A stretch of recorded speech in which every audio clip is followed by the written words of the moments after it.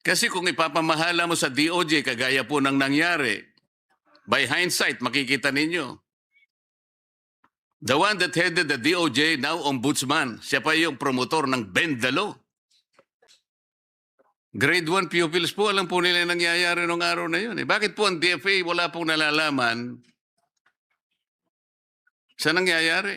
Sa kaganapan. Totoo po bang wala kayong alam? O may nalalaman kayo, ayaw nyo lang makialam, natatakot kayo, nag-aatubili kayo, nag-aalala kayo? Bakit mas gumanda ka ngayon? Talaga. Senator Marcoleta, walang magawa. Section 17 po ng ating Republic Act 9851. Ito po yung Philippine Act on Crimes Against International Humanitarian Law, Genocide, blah, blah, blah. Sa Section 17 po, Mr. President, sinasabi, the state, ang Pilipinas po, shall exercise jurisdiction over persons, whether military or civilian, suspected or accused of a crime defined and penalized in this act, regardless of where the crime is committed, provided any one of the following conditions is met. Una, the accused is a Filipino citizen. The accused, regardless of citizenship or residence, is present in the Philippines, or the accused has committed the said crime against a Filipino citizen. Ito po yung bone of contention. In the interest of justice, the relevant Philippine authorities may dispense with investigation or prosecution of a crime punishable under this act if another court or international tribunal is already conducting the investigation or undertaking the prosecution of such crime. Instead, the authorities may surrender or extradite suspected or accused persons in the Philippines to the appropriate international court, if any, or to another state pursuant to the applicable extradition laws and treaties. Mr. President, anong bahagi po nung binasa ko ang nag-apply kay former President Rodrigo Duterte? Sa pakiwari ko po, wala. Ngunit, ang pagkasabi nung dating DOJ Secretary Remulla na ito ang nagbibigay daan para sa pag-aresto, sa kidnap at sa extraordinary rendition ni President PRRD without any warrant of arrest or any order issued by a Philippine court. So in my opinion po, and clearly from the transcript of the investigation conducted by this body, then Secretary Remulla appeared to be of the stance that an administrative arrest can be done under the word surrender. This is a case of first impression. There is nothing in our laws that convinces me that this is the case, and because of that, I filed a case against him for usurpation of judicial functions, arbitrary detention, grave threats, grave misconduct, conduct prejudicial to the best interest of the service, at the ombudsman, who almost instantly dismissed it. It's now pending in the Supreme Court with certiorari and other cases. What is the participation, if any, Mr. President, of the Department of Foreign Affairs in the entire exercise?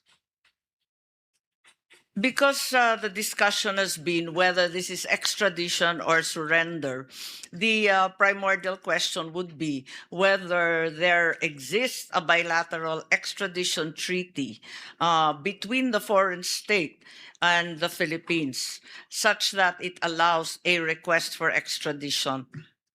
So what was the position taken by the DFA? Did the DFA lift its finger in the entire process, like advising an agency or a person or any office from undertaking the whole exercise, considering our jurisdiction? Inasmuch as to their mind, there was no extradition treaty of the Philippines with both the Kingdom of Dubai as well as the Netherlands. The Netherlands, the DFA states that the ICC judicial process lies outside its mandate, and does not form any part of its obligations under Philippine extradition law because the extradition request was never made. There is no extradition treaty. Hence, it's outside of the ambit of foreign policy. Yes, Mr. President. The law says surrender or extradite. There is no extradition treaty existing between our country and Netherlands. And there is also any other treaty na applicable dito kasi kung hindi po ako nagkakamali, 2 taon na po tayo nag-withdraw sa Rome Statute. Even that one, they cannot benefit from that. So what is the difference really between surrender and extradition? Except for the spelling. To my mind, the surrender is unclear because there is no well-delineated definition or process in our laws. Extradition, on the other hand, is fairly clear-cut. In any case, what appears to be clear is that with extradition, there should be, in all cases, a filing of a petition by the DOJ and the RTC. The RTC should issue summons, and thereafter, if it sees fit, issue a warrant for the arrest of the accused. All of this did not occur. DFA further states that the ICC is not a sovereign state. Hence, any request for the surrender of a person to it will not be handled by the DFA, but by the law enforcement authorities. So that appears to be the situation with the kidnapping, as it were, of former President Duterte. Mr. President, when the former president was arrested in March this year, he was arrested and detained shortly at the Villamor Air Base until he was turned over to the ICC in The Hague, Netherlands. Yun po yung nangyari. Tama po. Yes, tama po.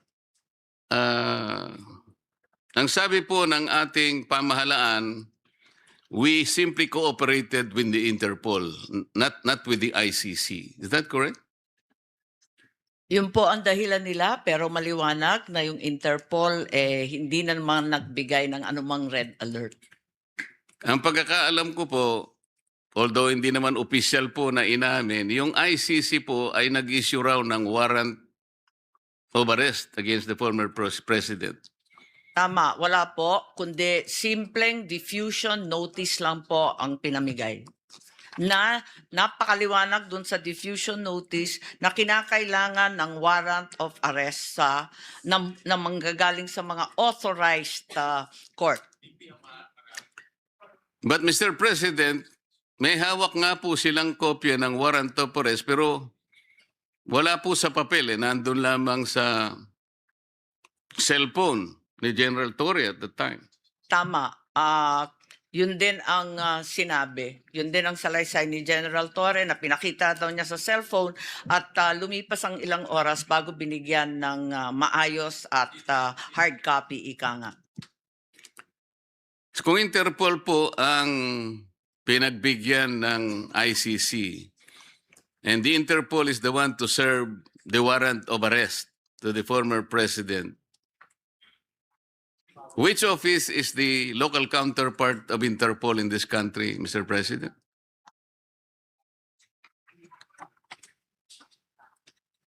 Ang ICC warrant dapat hindi enforceable po dahil maliwanag nga na yung Interpol, unang-una, nasa konstitusyon nila dun sa Section 3 or Article 3 kung naaalala kong tama, hindi dapat manghimasok o makilahok kung ang kaso ay political. At maliwanag na politika ang pinag-uusapan dito. So, yun nga ang nangyari at hanggang ngayon ay nakakulong pa rin ang dating Pangulo. Tama po kayo, Mr. President. Yung diffusion kasi, ang pagkakaalam ko, it is an informal international alert circulated through Interpol channels to request cooperation from member countries. It corresponds to the notices like, may color-coded pala to red, yellow, blue, black, green, purple, and orange if they must comply with Interpol's constitution rules of processing the data. Sa mga tweet, Wala pong ibinigay sa Interpol na warrant of arrest, Mr. President. Tama po ba yun? Ang sumunod ay yung ICC warrant of arrest matapos yung Interpol. Pero Yun ang pagkaintindi namin pero maliwanag na wala na tayo sa ICC. So ang pinaglalaban noon ni Solicitor General Nards Guevara talagang walang jurisdiction ng ICC sa Pilipinas. unang-una po kasi, kung babasahin po natin ang isa sa provision ng Rome Statute, sinasabi ron, ang isang citizen na inaresto sa estado, meaning our country, ay kinakailangan dalhin sa to the nearest judicial authority. Tama po. Ang pagkakaalam ko po, pag sinabing judicial authority, korte po yun. Pero ang nangyari, Mr. President, dinala siya sa Villamor Air Base. Sa aking palagay ko po, kahit anong gawin natin, hindi po siya magiging representative ng ating judicial authority. Tama po ba yun? Tama po. At maski yung DOJ, pati yung Prosecutor Fadulion at yung iba pang nandun sa Villamor ay hindi maaring magpanggap na sila ay korte. Hindi nga po kasi yung DOJ po, executive department po yun. Ang pagkakaalam ko po, ang judicial department po, ito po yung mga korte. Kaya malayong malayo po at hindi nila tinupad mismo yung provision ng Rome Statute. Ngayon, Mr. President, ang tinatanong ko po kanina, kung yung Interpol ay wala sang kopya ng warrant of arrest, paano po nagkaroon ng warrant of arrest si General Torre para siyang mag-serve sa dating Pangulo? Saan po galing mismo yung warrant of arrest? Yes, ang pagkaalala ko dun sa hearing, pinadala electronically ng ICC dun sa kanilang counterpart dito sa Pilipinas, which is the Philippine Council for Transnational Crime. Yan nga po.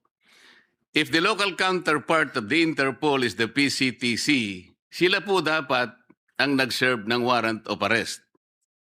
At sila din sana ang nagbasa ng Miranda rights. Ang nangyari po, baligtad eh. Ang nag-serve po ng warrant of arrest is General Torre, siya pa yung nagbasa ng Miranda rights. So hindi po nasunod yung tuntunin mismo na binabanggit nila, Mr. President. Tama po. At nagtaka rin po kami kasi ang nakita natin, yung nandun, si General Torre, sabay nung sinasabing Special Envoy, Ambassador Lacanilaw. At siya bigla ang may hawak ng ICC warrant at siya rin ang sumama kay dating Presidente Duterte hanggang sa The Hague. Pinagtatakahan po dahil yung NCTC ay walang alam sa pag-a-appoint niya at pagbibigay ng otoridad sa kanya. So sa mga tweet po, maski na sa ating local jurisdiction, Mr. President, yung pong mga sabina o mga court order, lahat po ng order ng korte, ang sheriff po ang nagdadala. Nagpapatulong lang siya sa pulis kung kinakailangan, pero hindi po pwedeng mawala yung sheriff. Dito po sa pangyayaring ito, yung sheriff, dapat yung executive order ay executive director ng PCTC ang nag-serve ng warrant at siyang dapat na nagbasa ng Miranda warnings. Tama po? Tama po. Lahat linabag po mula sa konstitusyon hanggang sa international law hanggang sa sariling batas ng ating bansa. Wala po bang sinabi o ginawa ang DFA, Mr. President? Alam po nila na ito'y tahasan na paglabag sa karapatan ng isang mamamayan. Huwag na nating sabihin siya ay dating Pangulo, kahit na po hindi dating Pangulo. Lahat po ng mamamayang Pilipino ay saklaw ng karapatan na nasasaad sa ating saligang batas. Lalong-lalo na po yung sinasabi nating no person shall be deprived of life, liberty, and property without due process of law. Dito po, talagang walang due process.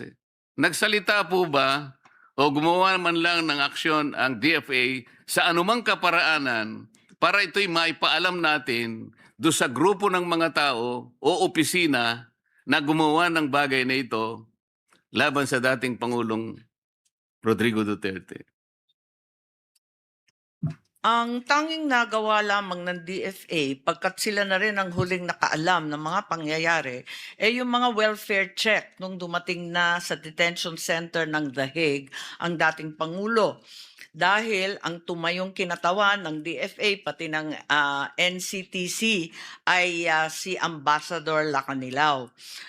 Yung welfare check, ginawa ng DFA tulad ng ginagawa nila para sa iba't ibang kababayan natin sa ibang bansa para sa physical, mental health, legal status, communication sa pamilya, humanitarian aid, access to counsel, at iba't iba pa. May base ito sa iba't ibang batas, pati international law at mga tratado natin. Subalit, ang alam ko, tinutulan po ito ng Duterte family, pati ng kanyang abogado, si Attorney Kaufman po. Yung po binabanggit ninyo, Mr. President, ay pagkatapos na ng pangyayari. Ang sinasabi ko, yung habang nangyayari, while the process is ongoing, ano po yung ginawa kung meron man? Ano ang sinabi kung meron man ng DFA dito sa ongoing and developing story, may kaugnayan nga po sa dating Pangulo, mula sa kanyang pagkakaaresto and brief detention in the Villamor Air Base until his eventual turnover to The Hague, Netherlands. As a principal agency of government, gusto naming malaman, meron po ba kayong in-advise man lang? Meron kayong ginawa? Kung meron man,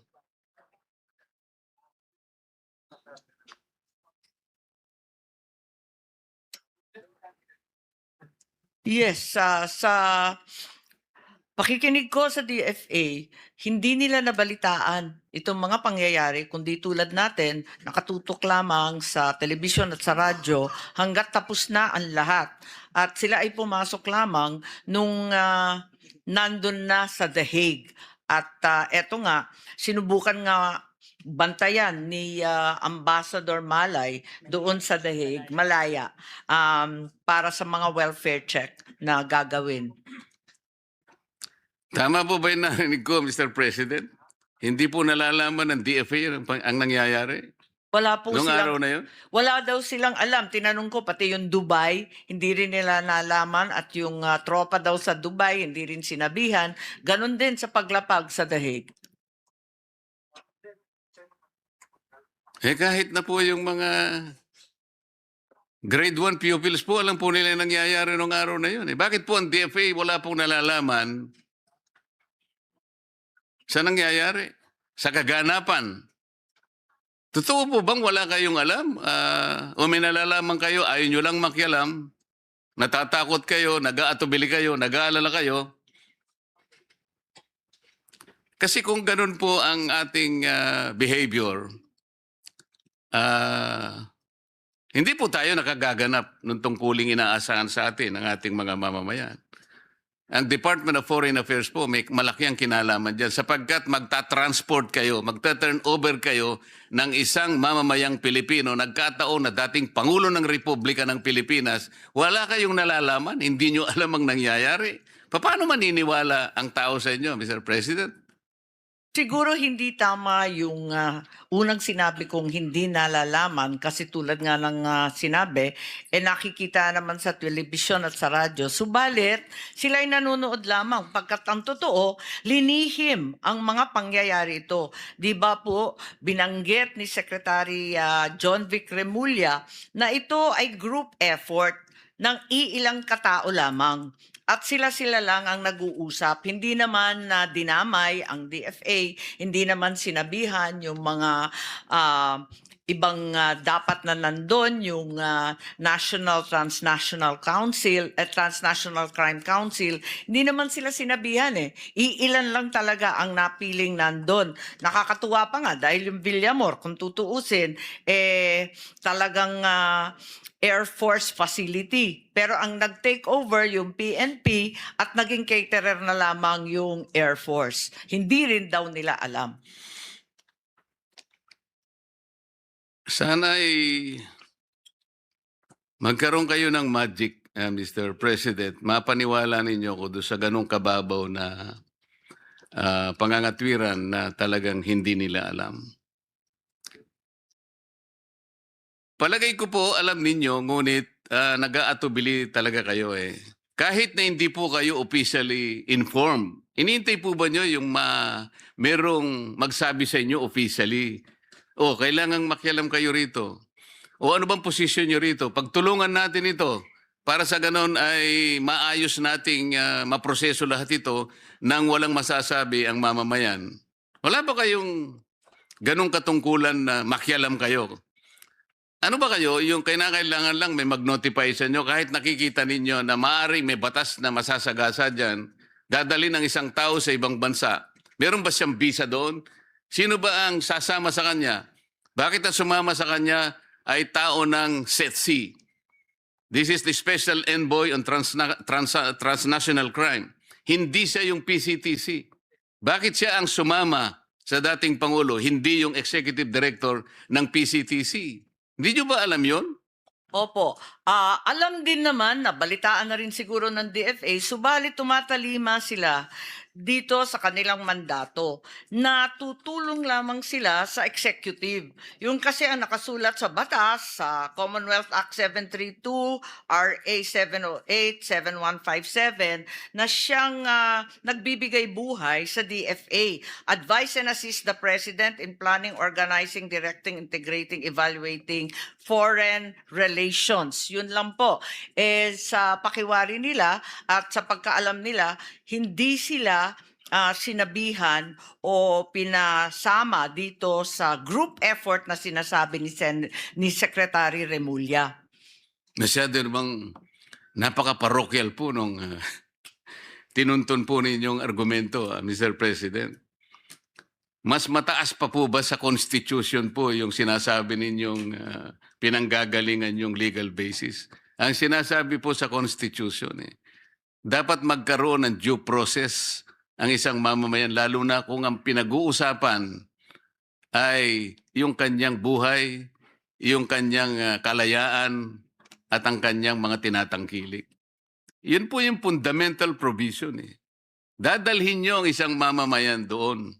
Hindi po ninyo naisip na kasangkot kayo roon. Meron kayong responsibilidad para sa ganon ay madinig man lang kayo. Sapagkat meron kayong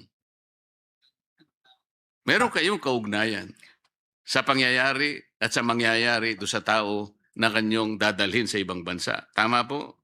Yes, ang problema, Mr. President, Majority Leader, Senator Marcoleta, ang problema talaga yung mismong ahensya na siyang binigyan ng tuntunin na ipagtanggol ang due process at ang karapatang pantao ng bawat Pilipino ang siyang lumabag sa batas at sa ating konstitusyon. Sana yung DOJ ang gumawa po niyan, hindi po yung DFA ang maari nating sisihit sa pagkakataong ito.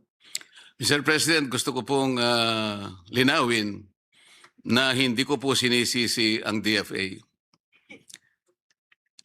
Ang totoo niyan, ang gusto ko po sanang sabihin, kung halimbawa man lang ay pumagitna sila, kahit ano man lang ang nai-contribute nila, baka sakaling hindi ganun ang nangyari. Kasi kung ipapamahala mo sa DOJ, kagaya po ng nangyari, by hindsight, makikita ninyo, the one that headed the DOJ, now ombudsman, siya pa yung promotor ng Bend the Law. Kaya hindi na po ako nagtataka ganun na nangyari. Kaya ganito po yung aking sinasabi ngayon. Baka naman, dahil sa inyong pamamagitan, maisip naman ng mga taga-DOJ at taga-DILG at kung sino pa ang ahensiyang sumama dyan. Oo nga naman, may katwiran ng DFA. Anong malay nyo? Baka yung isang bagay na sasabihin nyo, baka yun na nakapagpabago ng mga pangyayari. Di ba, Mr. President? Madam Sponsor? Bakit mas gumanda ka ngayon? Ako talaga. Senator Marcoleta, walang magawa. Maraming salamat po. At yun din ang sabi ng DFA, pag-aaralan po nila ang abot kaya ng kanilang mandato at itutuloy-tuloy po ang welfare check kung hahayaan ng pamilya at abogado. O sige, nabanggit nyo rin lang yung welfare check na yan. Sino-sino ba yung nag-initiate ng welfare check? At bakit naman bigla nyong naisip? Yun ba ay dahil nga sa pagsisisi ninyo, hindi kayo nakapagsalita nung una at ngayon ay bumabawi kayo? Yung embassy staff, pangkaraniwang pumupunta sa konsulado, pumupunta at gumagawa ng consular welfare checks sa iba't ibang Pilipino na nakukulong sa ibang bansa. Yun nga, yung physical and mental health, tapos kung minsan, kung maaari, nagdadala sila ng psychiatrist, psychologist, doktor o nurse para makita, at abogado kung sakali wala silang abogado. Ang nakakapagtaka po ron, Mr. President, nung gumawa ng welfare check, kung talagang nangyari nga ang welfare check, yun po yung panahon na napabalita na sinisikap ng mga partido dun sa ICC kung ano yung kalagayang pangkalusugan ng dating Pangulo. May nagsasabi kasi na meron na siyang cognitive impairment, kung ano man yon.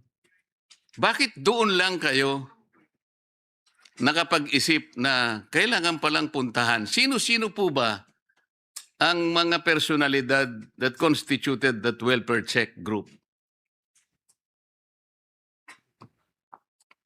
Ang sabi po ng DFA, pag dating mismo ni Presidente Duterte sa The Hague, pinuntahan na nila sa ICC Detention Facility.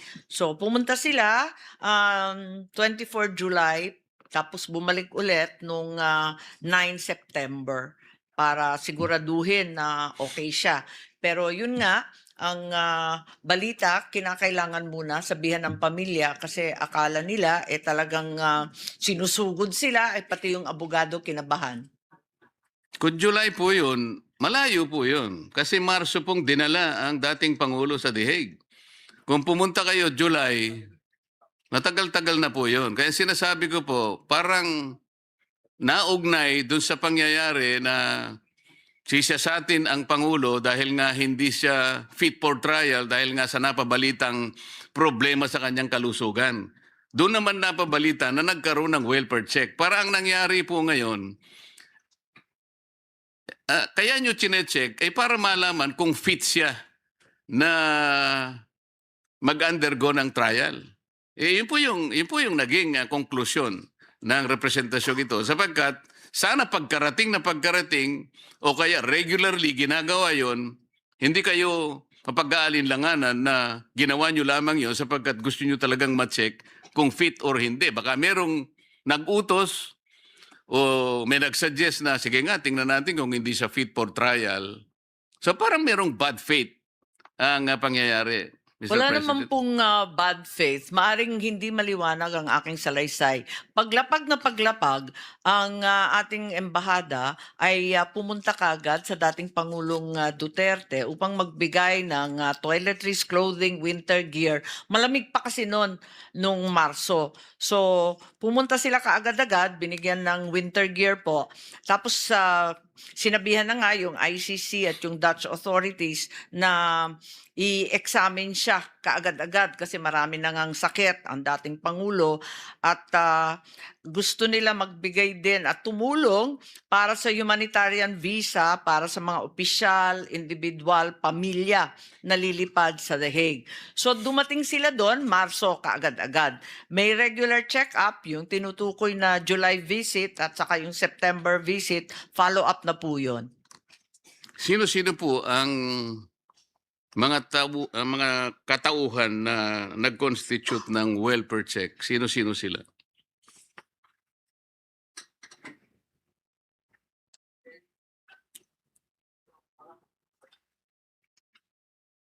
Ang pumunta po yung First Secretary Osias, tapos yung Vice Consul pumunta at sila na rin ang bumisita sa pagkatapos.